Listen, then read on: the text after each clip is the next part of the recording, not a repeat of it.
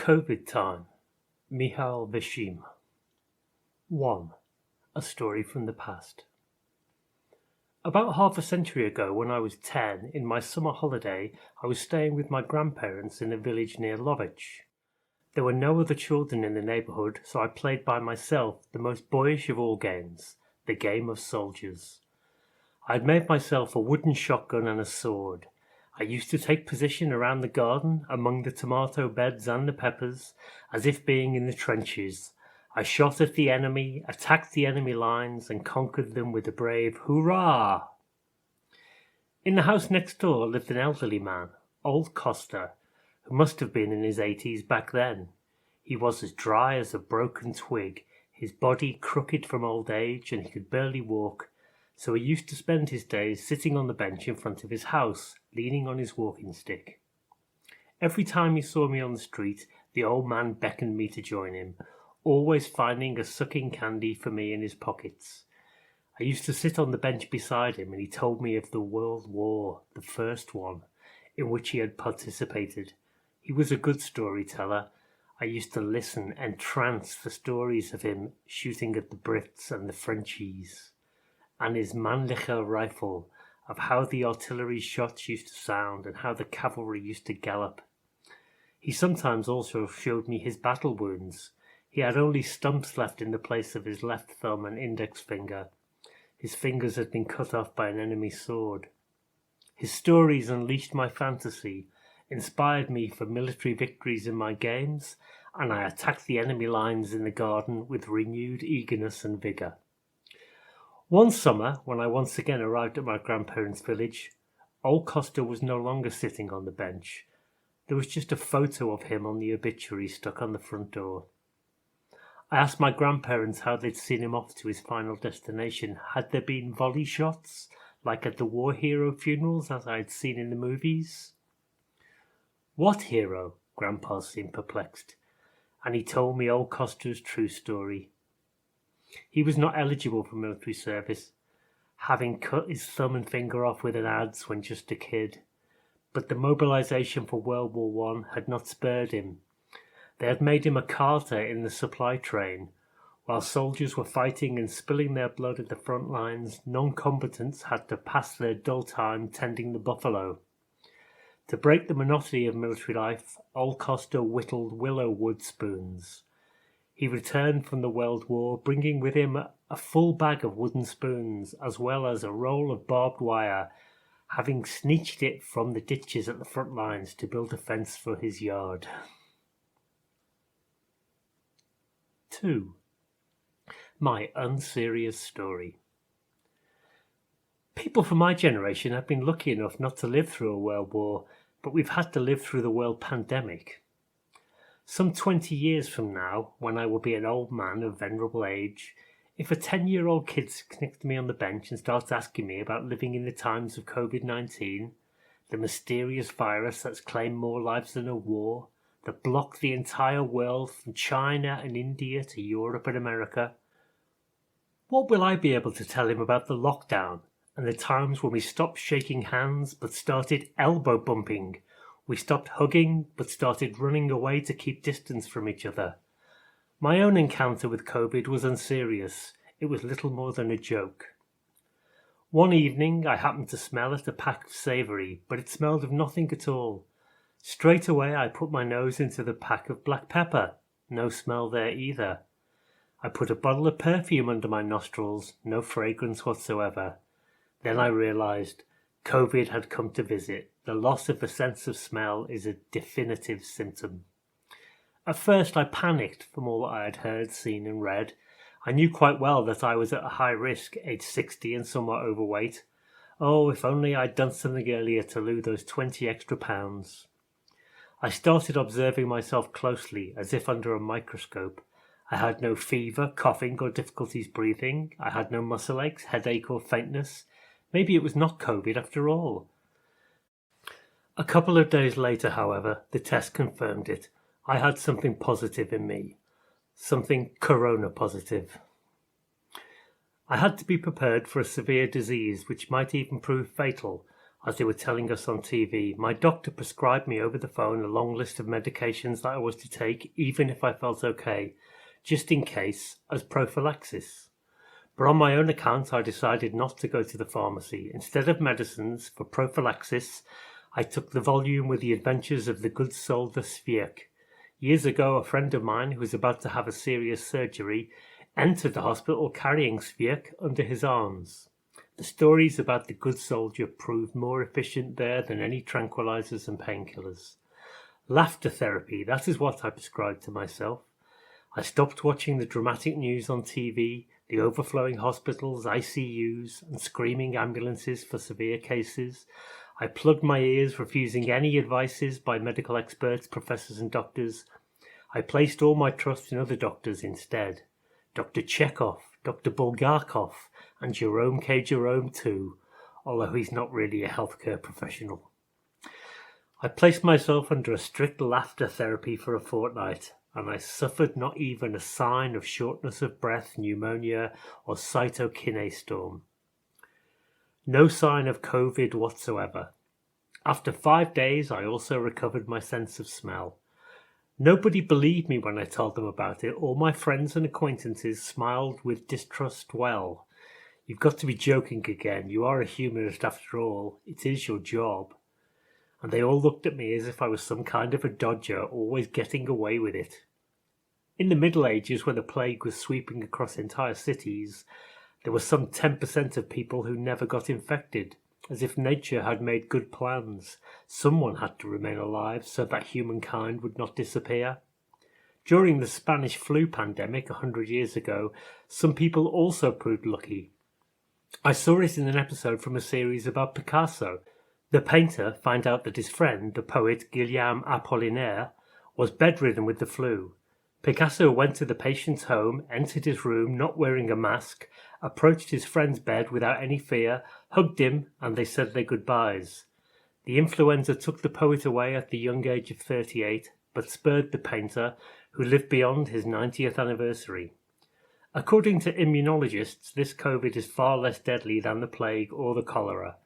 Only 1/5 of all infected cases ever need to go to the hospital, and a very low percentage of all cases have a fatal outcome. But how is one to know in advance which group they will be in, and in what part of the statistics they will find themselves? 3. A story from the front line. The virus is unpredictable, Dr. Desi will confirm. One moment you think the patient is improving, and the next they develop PE, just like that. PE, in the medical language, means pulmonary embolism, the most common COVID diagnosis with fatal outcome. In their daily lives, the frontline medics have no time for long-worded diagnoses. In their battle for life, every second is precious. Whatever they need to say, they say it with abbreviations, just like the PE. Dr. Desislava Ivanova is an anesthesiologist intensivist at Pirogov, the largest emergency medicine hospital. Now in the third wave of the COVID infection, 9 of the 11 floors of the Pirogov hospital have been transformed into COVID-only wards. At one of these floors, you can find Dr. Desi's ICU. And without ever going in, I know very well what it's like in there. I've seen medical series as well as the recent TV reports from the COVID wards. Motionless human bodies entangled in tubes and pipes, connected to electronic devices and IV infusion systems. The devices showing the vital signs beep with the intermittent beep, beep, beep, which can easily turn into a prolonged beep. And the seesaw line of the cardiac activity on the screen can easily become flat, just like a long dash pointing at the lethal outcome, PE. Fortunately, we are not in the ICU, but in Dr. Desi's living room, an ordinary living room in an ordinary apartment in a panel building in one of Sofia's residential districts. It's Sunday and it's getting dark outside. My host has just come back from the Lakatnik Rocks. She has used her day off for her hobby, rock climbing. She has not even had time to change her red tracksuit. Dr. Desi is a young woman with a gaunt face without a trace of the vanity of makeup or lipstick. Her black rimmed glasses make her look serious. Otherwise, cuddled up in her armchair, like a bird in its nest, she can easily pass for a girl, with a boyish short haircut. I am attracted to short-haired women on bicycles and carrying a backpack, her husband Georgi admitted, smiling, while telling me the story about how they first met. He was admitted to the hospital for a serious condition requiring surgery. He knocked on Dr. Desi's door for an examination, but once inside her office he completely forgot about his illness. His mind went into a different direction. As soon as he saw the young anesthesiologist with the short haircut, does she come to work on a bike with a backpack? So he waited at the entrance of the hospital at the time her shift ended, and it all proved to be true. The doctor left on a bicycle with backpack over her shoulders. Later, on the operating table while administering the anesthesia, she held his hand. And when he recovered from the surgery, he held her hand during their first date, when they were no longer a doctor and a patient, but something more. I've no idea what she put into that anesthetic, Georgi jokes, but it surely did the trick. They have been together ever since, and 2 years ago their family was joined by a third member. After a lot of waiting and rounds to various institutions, little Vladdy came to their home. A cheerful 5-year-old boy quietly playing in his room and running to the living room only to grab another slice of pizza. I had taken a motherhood leave, but I interrupted it due to COVID. Dr. Desi recollects what happened about a year ago.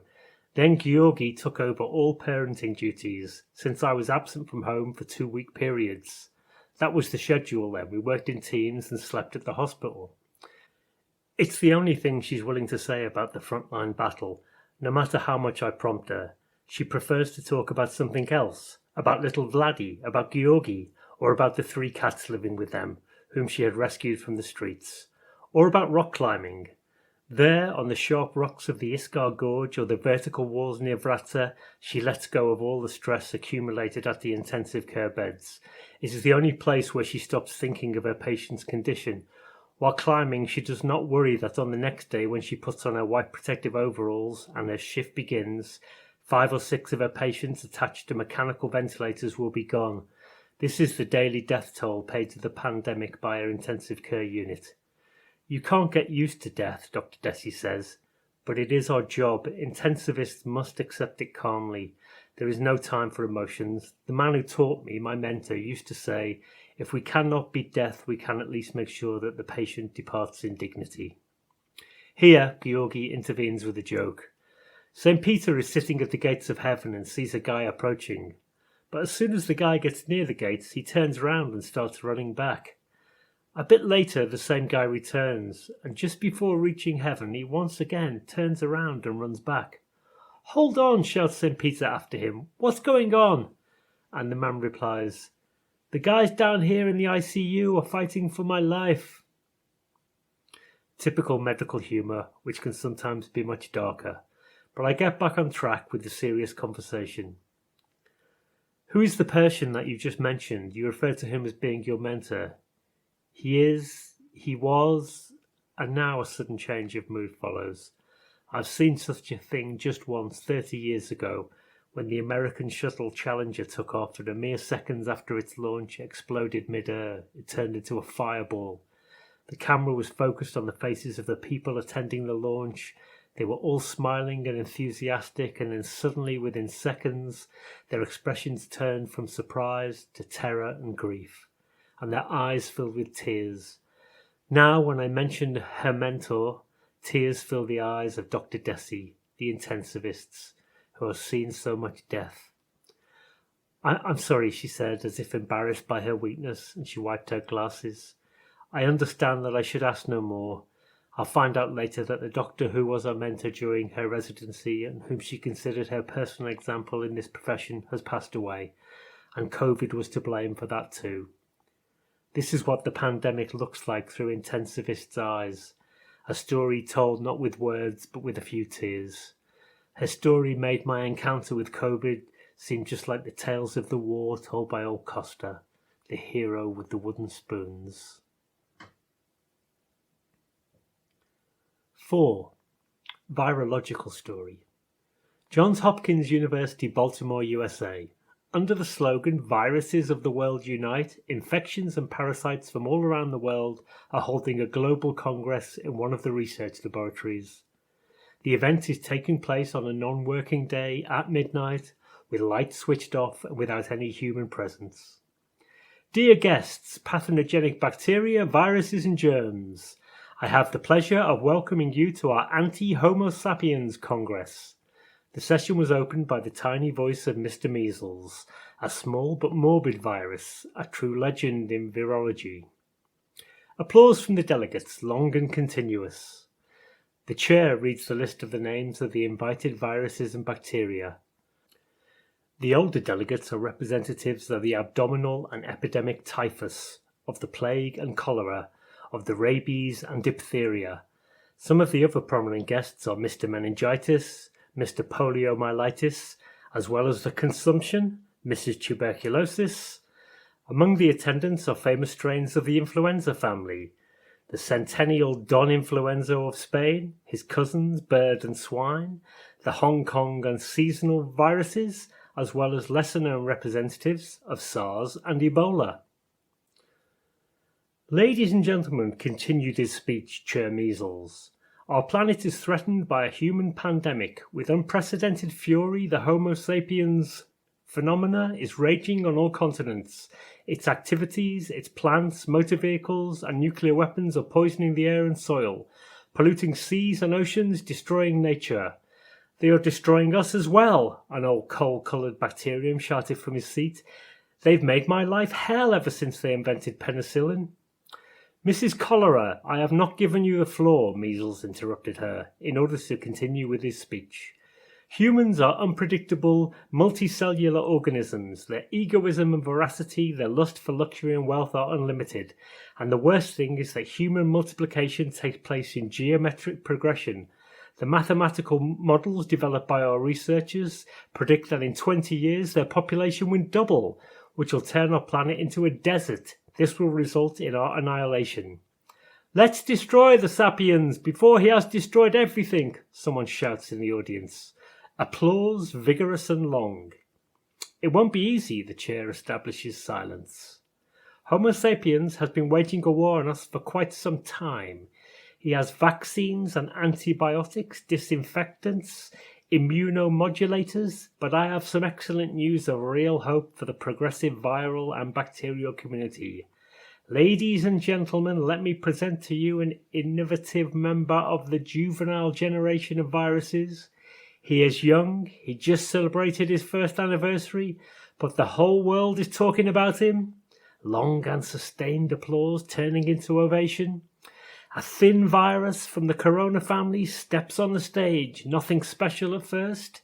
His RNA is rather plain, unbecoming even, his face greenish, pimpled. I come from Wuhan, China, the virus introduces himself. My name is COVID-19. I've developed a scientific plan to reduce human population several-fold. Don't brag so much, some impatient germs interrupt him. The sapiens has already developed vaccines that will soon destroy you. I am not alone, COVID-19 looks at them disparagingly. I have cousins from various strains, mutants with multiple surprises. At present, they can be found in England, Brazil and South Africa. We'll see what happens in the future. He becomes quiet now, smiling mysteriously from the stage. This youngster seems trustworthy, Mrs. Consumption tells her neighbour, Mr. Meningitis. His smile is very contagious. Let's look at the future with optimism, Mr. Meningitis nods. 5. A story from the future. I am 80. I am sitting on a bench in the park and my young grandson is playing around me. Or maybe it is my great-grandson. He comes to me. Grandpa, tell me the tale about COVID-19. Dear boy, fix your mask properly and stay at least 6 feet away, for I am waiting for my second vaccine shot. Translated by Georgi Isaev. This text was created with the financial support of the European Union and is part of the short story collection The Voices of Our Silence.